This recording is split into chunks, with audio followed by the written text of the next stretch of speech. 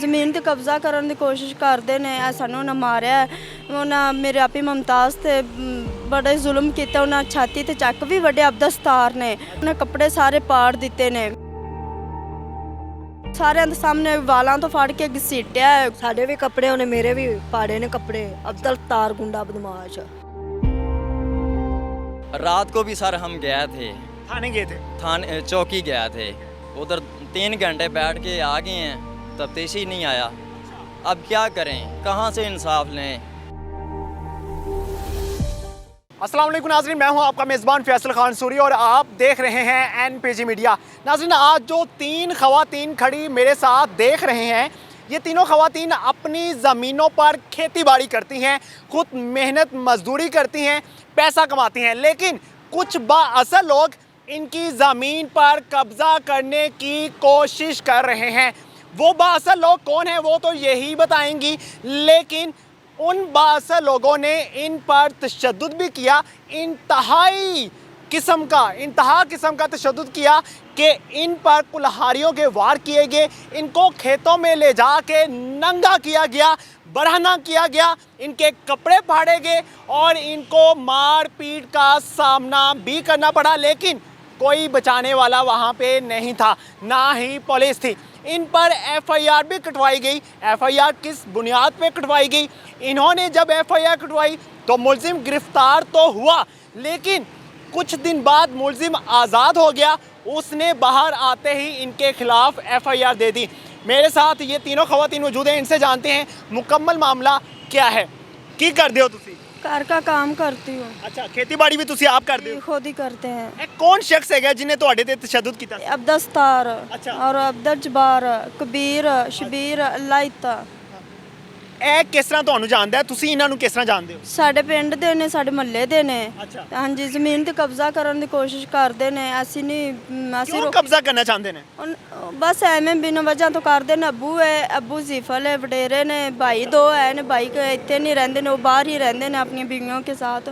ਤੇ ਬਸ ਉਹ ਕਹਿੰਦੇ ਨੇ ਅਸੀਂ ਇਹਨਾਂ ਦੇ ਕਿਹੜਾ ਬੇਸਹਾਰਾ ਹੈਗੀਆਂ ਨੇ, ਅਸੀਂ ਜ਼ਮੀਨ ਤੇ ਕਬਜ਼ਾ ਕਰ ਲਾਂਗੇ ਤੇ ਬਸ ਸਾਡੀ ਹੋ ਜਾਏਗੀ। ਤੇ ਲੇਕਿਨ ਅਸੀਂ ਨਹੀਂ ਕਰਨ ਦਿੱਤਾ। ਉਹ ਤੋਂ ਸਾਡੇ ਨਾਲ ਲੜਾਈ ਹੋ ਗਈ। 17 ਤਰੀਕ ਨੂੰ ਮੈਂ ਔਰ ਮੇਰੇ ਆਪੀ ਮੁਮਤਾਜ਼ ਦੋਨੋਂ ਅਸੀਂ ਨਾ ਜ਼ਮੀਨਾਂ ਤੇ ਅਸੀਂ ਪੱਠੇ ਵੱਢਣ ਗਈਆਂ। ਉੱਥੇ ਬੈਠੀਆਂ ਆਏ ਨੇ ਕਬਜ਼ਾ ਕਰਨ। ਅਬਦਸਤਾਰ ਨਾਲ 3-4 ਬੰਦੇ ਹੋਰ ਨੇ, ਪਤਾ ਨਹੀਂ ਉਹਨਾਂ ਦਾ। ਆਏ ਨੇ ਤੇ ਕਬਜ਼ਾ ਕਰਨ ਲੱਗਿਆ। ਅਸੀਂ ਰੋਕਿਆ ਤੇ ਉਹ ਰੋਕਣ ਦੇ ਵਿੱਚ ਹੀ ਦਰਮਿਆਨ ਵਿੱਚ ਝਗੜਾ ਹੋ ਗਿਆ। ਸਾਨੂੰ ਉਹਨਾਂ ਮਾਰਿਆ। ਉਹਨਾਂ ਮੇਰੇ ਆਪੀ ਮੁਮਤਾਜ਼ ਤੇ ਬੜੇ ਜ਼ੁਲਮ ਕੀਤਾ। ਉਹਨਾਂ ਛਾਤੀ ਤੇ ਚੱਕ ਵੀ ਵੱਡੇ ਅਬਦਸਤਾਰ ਨੇ। ਉਹਨੇ ਅਸੀਂ 15 ਤੇ ਮੈਂ ਕਾਲ ਕਰ ਦਿੱਤੀ ਹੈ ਤੇ ਪੁਲਿਸ ਆ ਗਈ। ਉਹ ਨੱਸ ਗਏ ਨੇ। ਪੁਲਿਸ ਆਈ ਹੈ, ਉਹਨਾਂ ਮੌਕਾ ਵੇਖ ਕੇ ਉਹਨਾਂ FIR ਕੱਟ ਦਿੱਤੀ। ਕੱਟ ਕੇ ਰਾਤ ਹੀ ਇਹਦੀ ਗ੍ਰਿਫਤਾਰੀ ਰਾਤ ਹੀ ਹੋ ਗਈ ਹੈ। ਸਵੇਰ ਤਕਰੀਬਨ 10 ਤੋਂ 11 ਵਜੇ ਇਹਦੀ ਬੇਲ ਹੋ ਗਈ ਹੈ। 12-1 ਵਜੇ ਘਰ ਆ ਗਿਆ ਅਬਦਸਤਾਰ। ਇਹਨੇ ਆਪਣੇ ਦੋਸਤਾਂ ਬੇਲੀਆਂ ਨੂੰ, ਗੁੰਡਿਆਂ ਨੂੰ ਮੰਗਾਇਆ ਹੈ ਤੇ ਆਪਣੇ ਰਿਸ਼ਤੇਦਾਰਾਂ ਨੂੰ ਸਾਰਿਆਂ ਨੂੰ ਬੁਲਾਇਆ। ਪੂਰੇ ਮਸੂਬੇ ਬੰਦਗੀ ਨਾਲ ਇਹਨੇ ਪ੍ਰੋਗਰਾਮ ਬਣਾਇਆ। ਬਣਾ ਕੇ ਅਸੀਂ ਤਿੰਨੋਂ ਭੈਣਾਂ, ਮੈਂ ਔਰ ਸ਼ਾਦ ਮੁਮਤਾਜ਼, ਅਸੀਂ ਆਪਣੀ ਜ਼ਮੀਨ ਤੇ ਗਈਆਂ ਕੰਮ ਕਰਨ ਵਾਸਤੇ।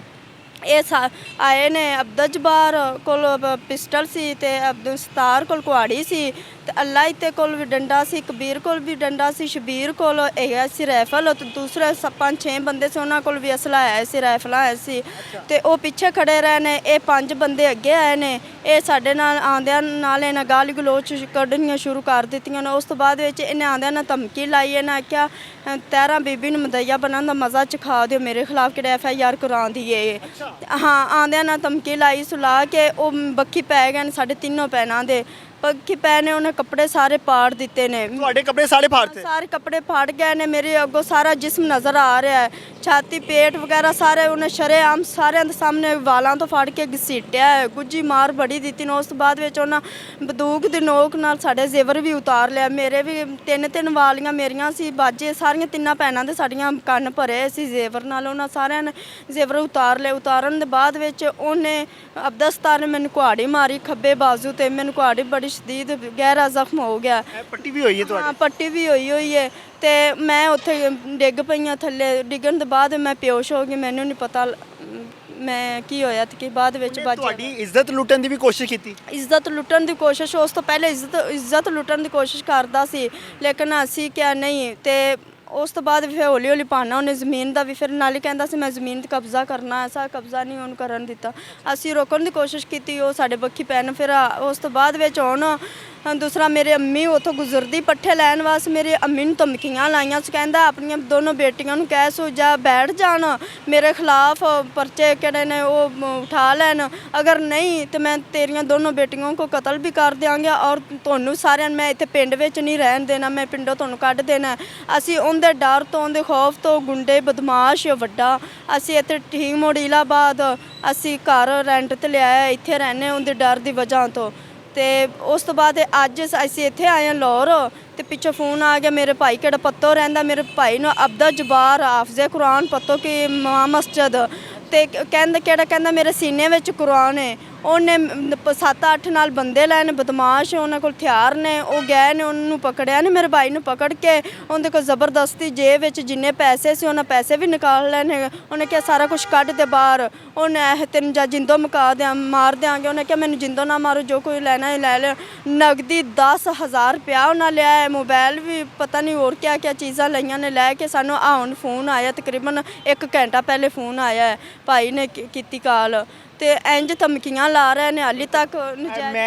ਮੈਨੂੰ ਇਹ ਦੱਸੋ, ਜਦੋਂ ਇਹ ਕੱਪੜੇ ਵਗੈਰਾ ਫਾੜੇ ਨੇ, ਜਦੋਂ ਉਹਨੇ ਧਮਕੀਆਂ ਦਿੱਤੀਆਂ ਤੁਸੀਂ ਉੱਥੇ ਸੀ? ਹਾਂਜੀ, ਅਸੀਂ ਤੁਹਾਡੇ ਵੀ ਕੱਪੜਿਆਂ ਨੂੰ ਹੱਥ ਪਾਇਆ? ਹਾਂਜੀ, ਸਾਡੇ ਵੀ ਕੱਪੜੇ, ਉਹਨੇ ਮੇਰੇ ਵੀ ਪਾੜੇ ਨੇ ਕੱਪੜੇ। ਅਬਦਲ ਤਾਰ ਗੁੰਡਾ ਬਦਮਾਸ਼। ਤੁਹਾਡੇ ਕੱਪੜੇ ਵੀ ਫਾੜੇ ਸੀ? ਹਾਂਜੀ, ਮੇਰੇ ਕੱਪੜੇ ਫਾੜੇ ਸੀ। ਸਾਡਾ ਉਹਨੇ ਤਸ਼ੱਦਦ ਵੀ ਕੀਤਾ ਸੀ? ਹਾਂਜੀ, 3 ਭੈਣਾਂ ਦਾ ਬਹੁਤ ਉਹਨਾਂ ਜ਼ਬਰਦਸਤੀ ਸਾਡੇ ਨਾਲ ਕੀਤੀ। ਬਹੁਤ ਚਾਹੁੰਦਾ ਕੀ ਹੈ ਉਹ? ਇਹ ਚਾਹੁੰਦਾ ਹੈ ਵੀ ਜ਼ਮੀਨ ਤੇ ਜ਼ਬਰਦਸਤੀ ਕਬਜ਼ਾ ਕਰਾ। ਮਾਂ ਬਾਪ ਸਾਡਾ ਬੁੱਢਾ ਹੈ, ਅਸੀਂ ਖੁਦ ਖੇਤੀਬਾੜੀ ਆ ਭੈਣਾ ਕਰੀਦਾ। ਉਹ ਇਹ ਚਾਹੁੰਦਾ ਹੈ ਵੀ ਇਹਨਾਂ ਦਾ ਮਾਂ ਬਾਪ ਬੁੱਢਾ, ਭਾਈ ਬਾਹਰ ਨੇ, ਵੀ ਅਸੀਂ ਪਹਿਲੀ ਤੇ ਕਬਜ਼ਾ ਕਰ ਲੈਨੇ ਆ, ਅਸੀਂ ਕਬਜ਼ਾ ਕਰਨ ਨਹੀਂ ਦੇਨੇ। ਉਹ ਕਬਜ਼ਾ ਕਰਨ ਦੀ ਕੋਸ਼ਿਸ਼ ਕਰਦੇ ਨੇ। ਇਹ ਇੱਕ 17 ਤਰੀਕ 9ਵੇਂ ਮਹੀਨੇ ਵਕੂਆ ਬਣਿਆ ਹੈ, ਇੱਕ ਉਹਨਾਂ 18 ਤਰੀਕ ਵਕੂਆ ਬਣਾਇਆ। ਅਸੀਂ 19 ਤਰੀਕ ਉਹਨਾਂ ਖਿਲਾਫ ਪਰਚਾ करवाया। 13 बीबी ਕਿਹੜਾ ਉਹਨਾਂ ਜ਼ਖਮੀ ਕੀਤਾ, ਕੁਹਾੜੀ ਮਾਰੀ है। 324।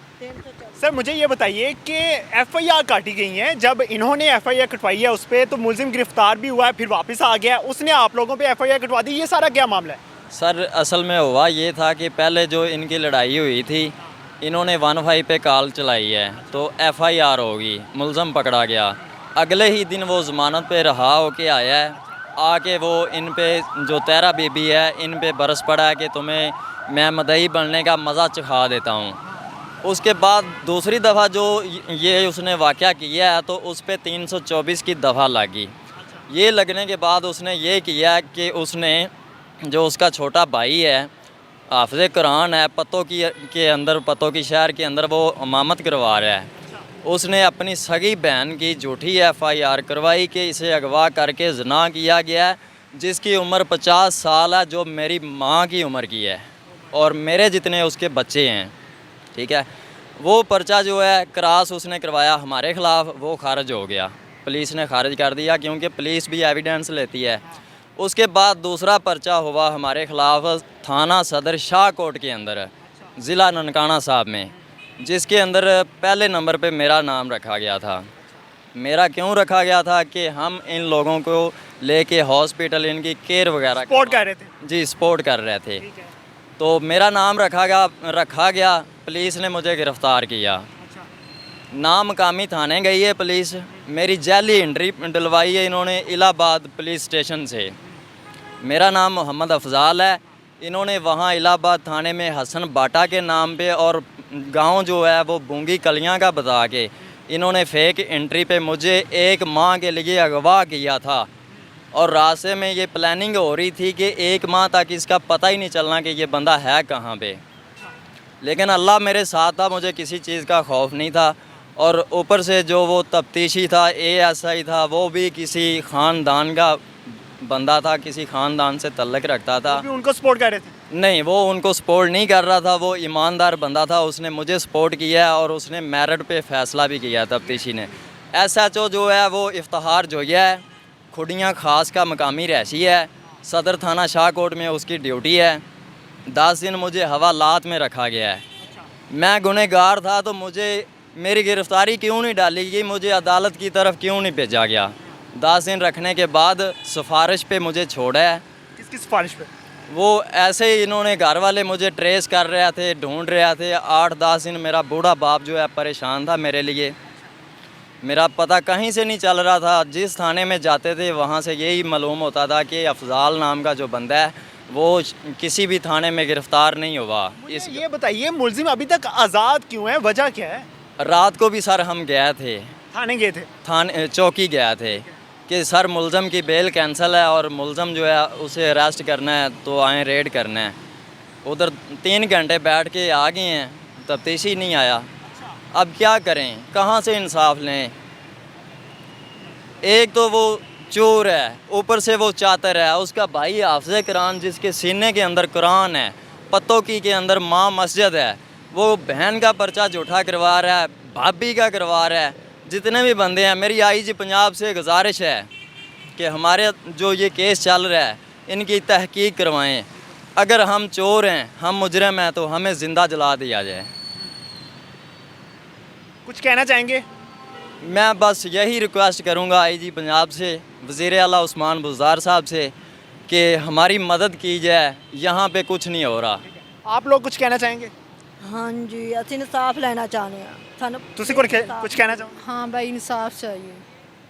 बहन आपके साथ बहुत ज़्यादा जुल्म हुआ है, क्या कहना चाहेंगी आखिर में?